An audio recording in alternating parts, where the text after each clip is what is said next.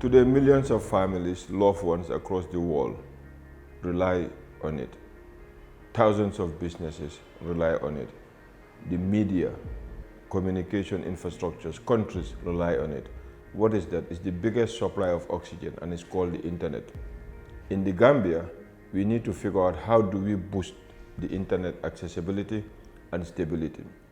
Recently, we have seen a couple of outages of the internet. It has affected villages, towns, families, because globally, the remittance business rely on digital payment systems that are 100% online.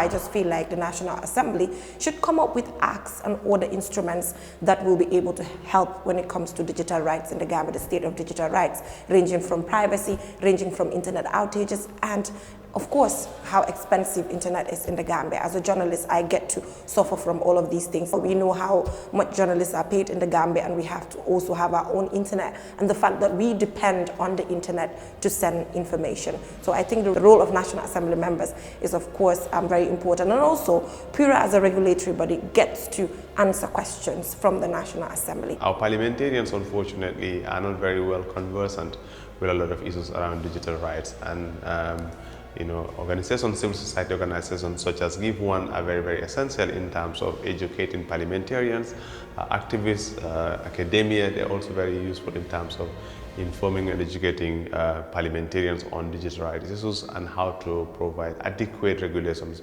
for the protection of digital rights.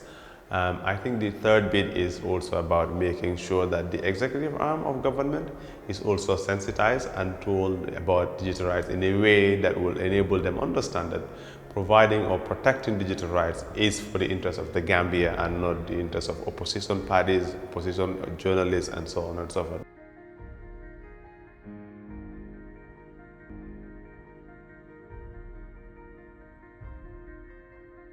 During the impasse, when Jammeh cut off the internet, it was as if he cut off our oxygen, and the young people were very mad, and I think that also contributed to their participation and their desire to bring about change, because this is something that it's like the oxygen that's taken away from them. We have to ensure that there are laws that would protect the people in terms of nobody at the level of the government should be able to get up and say, shut this internet down.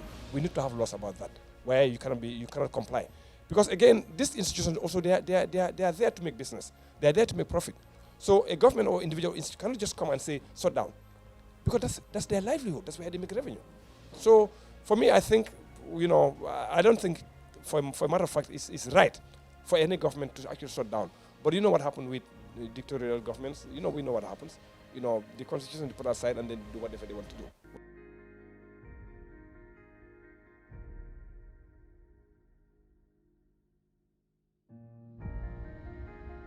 I think we should advocate for more digital literacy and digital rights, and also responsible use of internet, so that at least internet is a tool that can be used for good and for bad. And the more people get together and understand that as a tool, it can be a force for social change, it can be a force for economic empowerment, it can be a force for political empowerment. It depends on how you use it. So as a country with a young population, technology is the easiest way for us to leapfrog the development process. I believe what the Gambia can do right now is to work with the service providers to reduce costs. One way this can be done is to reduce the taxes, but also to work with GAMTEL.